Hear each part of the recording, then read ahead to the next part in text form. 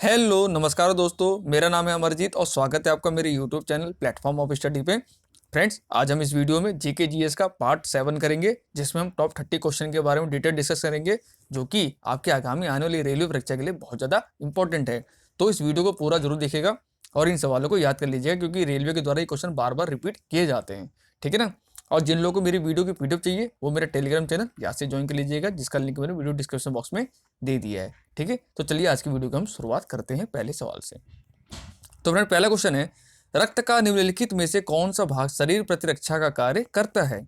Option हैं लाल रक्त कोशिका, श्वेत रक्त कोशिका, हीमोग्लोबिन या प्लेटलेट्स। तो फ्रेंड, जो प्रतिरक्षा का कार्य करता है हमारी बॉडी में, कौन सी करती है? वो करती है WBC यानी व्हाइट ब्लड सेल, हिंदी में बोलते हैं श्वेत रक्त कोशिका। तो राइट आंसर होगा ऑप्शन नंबर बी, इसको बोलते हैं WBC। ठीक है ना। और लाल रक्त कोशिका जानते ही हैं, यह ऑक्सीजन को ले जाने में सहायक होता है। ठीक है ना। अगला क्वेश्चन है, भारतीय राष्ट्रीय कांग्रेस ने निम्नलिखित में से किस अधिवेशन में स्वदेशी के प्रस्ताव को अपनाया था? तो फ्रेंड, जो स्वदेशी का प्रस्ताव है, जिससे बंगाल विभाजन हुआ था, उसके बाद स्वदेशी मूवमेंट चलाया गया था, स्वदेशी आंदोलन कि स्वदेशी अपनाओ विदेशी भगाओ। तो फ्रेंड्स, ये जो अधिवेशन उस समय जो हुआ था, वो था आपका कोलकाता अधिवेशन 1906, ऑप्शन नंबर डी।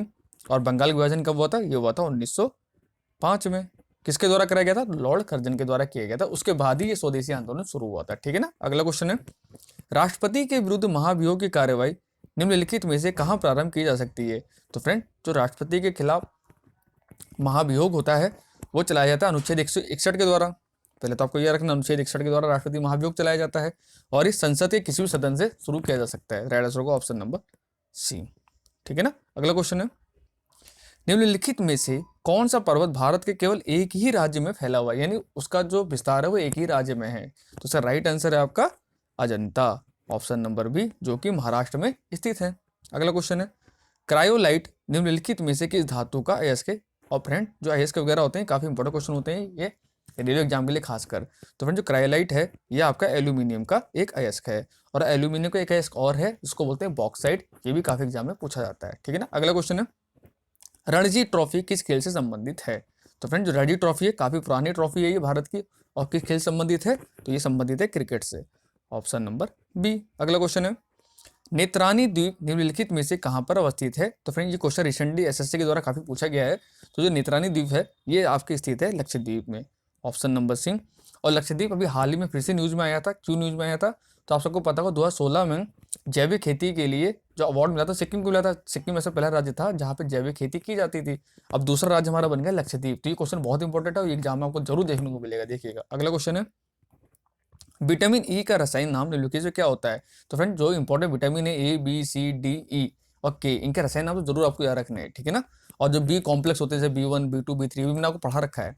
जिन्होंने नहीं देखा हो तो प्रीवियस वीडियो में जाके देख लीजिएगा, जो लोग मेरे चैनल फर्स्ट टाइम आए हैं। ठीक है ना। तो जो विटामिन ई का रसायन नाम है फ्रेंड, वो है आपका टोकोफेरोल, ऑप्शन नंबर बी। और ऑप्शन दे रखा है ए कैल्सीफेरोल, ये होता है विटामिन डी का। रेटिनॉल, ये होता है विटामिन ए का। थायमिन होता है विटामिन B1 का। ठीक है ना। अगला क्वेश्चन है, 1789 की क्रांति के बाद फ्रांस में किस प्रकार की शासन व्यवस्था स्थापित की गई थी? तो फ्रेंड, 1789 जो फ्रांस क्रांति, जब बेस्टिल जेल पर हमला हुआ था, उसका फ्रांस की क्रांति हुई थी। तो ये क्वेश्चन काफी आता है, फ्रांस की क्रांति कब हुई थी? तो 1789 में हुई थी। Last time railway group D में क्वेश्चन काफी आया था। और तब कौन सी व्यवस्था लागू की गई थी? तो वहाँ संवैधान राजतंत्र लागू कर दिया गया था, ऑप्शन नंबर डी। अगला क्वेश्चन है, आयोडीन की कमी के कारण कौन सा रोग हो जाता है? तो फ्रेंड, जो आयोडीन है इसी कमी से कौन सा रोग होता है? इसके वजह से होता है आपका घेंगा रोग। घेंगा रोग क्या होता है? इसको गॉइटर भी बोलते हैं, जिसमें जो थायराइड ग्रंथि होती है बहुत ज्यादा बढ़ जाती है। अगला क्वेश्चन है, नीति निर्देशक सिद्धांतों का प्रमुख उद्देश्य निम्नलिखित में से क्या है? तो फिर जो नीति निर्देशक सिद्धांत है ये भाग 4 में है भारतीय संविधान के, और इनका जो संबंध है वो है देश में सामाजिक तथा आर्थिक प्रजातंत्र स्थापित करना, ऑप्शन नंबर ए। और नीति निर्देशक तत्व हमने कहाँ से लिए हैं? तो ये हमने आयरलैंड के संविधान से लिए हैं। ये क्वेश्चन भी काफी एग्जाम में आता है। अगला क्वेश्चन है, अंकोर वाट का मंदिर निम्नलिखित में से किस देश में बनाया गया है? तो फ्रेंड, जो अंकोर वाट का मंदिर है ये आपका स्थित है कहाँ पे? कंबोडिया में। राइट आंसर होगा ऑप्शन नंबर बी। अगला क्वेश्चन है, महमूद गजनवी के सोमनाथ अभियान के समय चोल राज्य का शासक कौन था? अब देखिए कितना डीपली क्वेश्चन पूछा गया है। आज तक क्वेश्चन ये पूछता था एग्जामिनर कि सोमनाथ मंदिर पर हमला कौन करता था? तो महमूद गजनवी, ये मैक्सिमम स्टूडेंट को पता है, लेकिन ये क्वेश्चन काफी डीपली है जो एसएससी में पूछा है टीचर्स के द्वारा। और आप सबको पता है टीसीएस एग्जाम लेने वाला है रेलवे का, एनटीपीसी, जितने रेलवे एग्जाम होने वाले हैं। तो जो चोल साम्राज्य का शासक था उस समय वो था आपका कौन? राजेंद्र प्रथम, ऑप्शन नंबर बी। अगला क्वेश्चन है, गल्फ स्ट्रीम उत्पन्न होती है। तो फ्रेंड जो गल्फ स्ट्रीम होती है ये महासागरीय दबाव से उत्पन्न होती है। और ये कैसी होती है? ये एक गर्म धारा होती है जो कि प्रशांत महासागर में चलती है, ठीक है ना। अगला क्वेश्चन है, निम्नलिखित नदियों में से कौन सी नदी रिफ्ट घाटी से होकर बहती है? तो फ्रेंड रिफ्ट घाटी से होकर जो विभिन्न नदियां हैं वो है आपकी ताप्ती और नर्मदा। तो ऑप्शन दिया हुआ है ताप्ती, तो राइट आंसर होगा हमारा ताप्ती। अगला क्वेश्चन है, निम्न में से किन महीनों के दौरान बंगाली खाड़ी में बार बार उष्णकटिबंधीय चक्रवात आते हैं? तो फ्रेंड जो मौसम से रिलेटेड क्वेश्चन है ना आजकल काफी पूछे जा रहे हैं एग्जाम में। तो जो चक्रवात आते हैं बंगाली खाड़ी में वो मैक्सिमम अक्टूबर से नवंबर के महीने में आते हैं। Option number A. अगला क्वेश्चन है, अंतर्राष्ट्रीय हॉकी मैच की अवधि कितनी होती है? तो फ्रेंड पहले इसकी अवधि थी वो 70 मिनट हुआ करती थी, लेकिन अब जो कर दी गई है वो 60 मिनट है। तो ये अपडेटेड डाटा मैं आपको दे रहा हूँ। तो 70 मिनट जिन्होंने पढ़ा होगा पहले तो ये मत कहना आपने क्वेश्चन गलत बताया है। अपडेटेड डाटा जो है वो 60 मिनट का है। तो राइट आंसर होगा ऑप्शन नंबर सी। अगला क्वेश्चन है, भारत में वन्य जीव संरक्षण अधिनियम कब लागू किया गया था? मोस्ट इंपोर्टेंट सवाल है फ्रेंड्स ये। तो जो वन्य जीव संरक्षण अधिनियम पारित किया गया था, जो लागू किया गया था वो किया गया था 1972 में। Option number A. अगला क्वेश्चन है, सत्य शोधक समाज की स्थापना किसके द्वारा की गई थी? तो फ्रेंड्स सत्य शोधक समाज जो समाज के दबे कुचले तबके के लोग हुआ करते थे उनको उत्थान के लिए ये ज्योतिराव फुले के द्वारा इसकी स्थापना की गई थी। राइट आंसर होगा Jyotiba Phule. Option number C. अगला क्वेश्चन है, भारतीय संविधान के किस अनुच्छेद में प्रावधान है कि राज्य के मुख्यमंत्री नियुक्ति राज्यपाल करेगा? यानी राज्य के मुख्यमंत्री नियुक्ति राज्यपाल करेगा, ऐसा भारतीय संविधान के किस अनुच्छेद में कहा गया है? तो ये कहा गया अनुच्छेद नंबर 164। Option number A. अगला क्वेश्चन है, चोल वंश का प्रमुख केंद्र निम्नलिखित में से कौन सा था? तो फ्रेंड्स चोल वंश का प्रमुख केंद्र था वो था तमिलनाडु का थंजौर। राइट आंसर होगा ऑप्शन नंबर डी। अगला क्वेश्चन है, निम्नलिखित में से किस स्थान पर सिकंदर की मृत्यु हुई थी? तो फ्रेंड्स सिकंदर की मृत्यु हुई थी, काफी क्वेश्चन आता है एग्जाम में, वो हुई थी आपकी बेबीलोन में। Option number C. और वर्तमान बेबीलोन कहाँ पर है? इराक में, ईरान में है या अफगानिस्तान में है? आप मुझे ऑप्शन में कमेंट करके बताइएगा। अगला क्वेश्चन है, और ये मोस्ट इंपोर्टेंट सवाल है फ्रेंड इस वीडियो का, सम्राट अशोक के कलिंग युद्ध का वर्णन किस शिलालेख में किया गया है? तो फ्रेंड जो सम्राट अशोक का जो कलिंग युद्ध है ये हुआ क्या था? पहले तो आपको ये पता होना चाहिए कलिंग युद्ध जो हुआ था ये हुआ था आपका 261 BC में। राजा खारवेल के खिलाफ इन्होंने करा था। और इसका जो इस अभियान का सब कुछ बताया गया है वो अशोक के शिलालेख नंबर 13 में बताया गया है। राइट आंसर होगा ऑप्शन नंबर सी।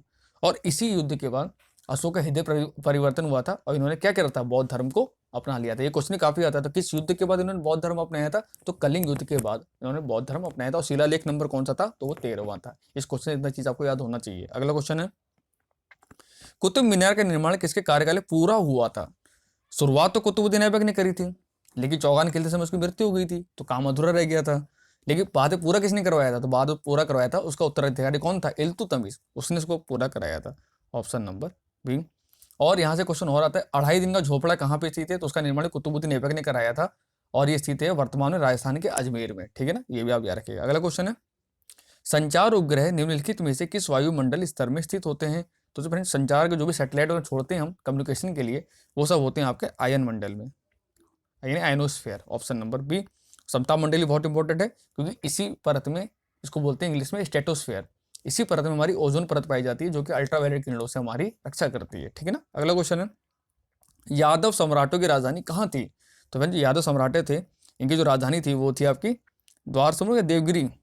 तो इसका राइट आंसर होगा आपका द्वार समुद्र। Option number A. अगला क्वेश्चन है, विजयनगर साम्राज्य के पूरा अवशेष कहाँ पर पाए जाते हैं? ये तो मोस्ट इंपोर्टेंट सवाल है फ्रेंड। विजयनगर साम्राज्य तो काफी से क्वेश्चन आते हैं आजकल एग्जाम में। तो जो विजयनगर साम्राज्य के जो पूरा अवशेष हैं फ्रेंड वो पाए जाते हैं कर्नाटका के हम्पी में। Option number B. और लास्ट टाइम भी सीजीएल क्वेश्चन आए हुए थे, हम्पी कहाँ पर है? तो ये है कर्नाटका में। मैंने आपको बता दिया दोनों क्वेश्चन, ठीक है ना। अगला क्वेश्चन है, निम्नलिखित में से कौन आर्य समाज के संस्थापक थे? तो फ्रेंड आर्य समाज स्थापना कब हुई थी? ये तो हुई थी 1875 में, ये ईयर भी पूछा जाता है। और स्थापना किसने की थी? वो की थी आपकी किसने? स्वामी दयानंद सरस्वती ने। Option number A. अगला क्वेश्चन है, पंचतंत्र किसने लिखा? तो फ्रेंड काफी इंपॉर्टेंट बुक है ये, काफी एग्जाम में आती है। तो पंचतंत्र के जो रचयिता हैं वो हैं Vishnu Sharma. Option number D. और लास्ट क्वेश्चन इस वीडियो का फ्रेंड्स, सुल्तान मोहम्मद तुगलक ने अपनी राजधानी दिल्ली से स्थानांतरित की थी। तो फ्रेंड्स सब जानते हैं मोहम्मद तुगलक काफी, क्या बताऊं किस टाइप का राजा था ये, काफी पढ़ा लिखा बेवकूफ राजा था, समझ लीजिए। पढ़ा लिखा तो बहुत था, समझदार भी काफी था, लेकिन जो उसकी नीतियां होती थी ना वो हमेशा उसके ऊपर उल्टी पड़ जाती थी। तो इसे राजधानी जो दिल्ली से स्थानांतरित की थी वो कहाँ की थी? दौलताबाद। Option number B. और जो ये बहुत मूर्खतापूर्ण कार्य इसने किया था। तो फ्रेंड यहाँ हमारे 30 क्वेश्चन समाप्त होते हैं। आई होप आपको वीडियो अच्छी लगी होगी। अगर अच्छी लगी तो उसको लाइक शेयर जरूर कीजिएगा, और जो लोग मेरे चैनल फर्स्ट टाइम है मेरे चैनल सब्सक्राइब भी जरूर कीजिएगा, और पीडीएफ के लिए मेरा टेलीग्राम चैनल यहाँ से ज्वाइन कर लीजिएगा। ठीक है फ्रेंड्स, कल मिलते हैं आपसे कल नई वीडियो में।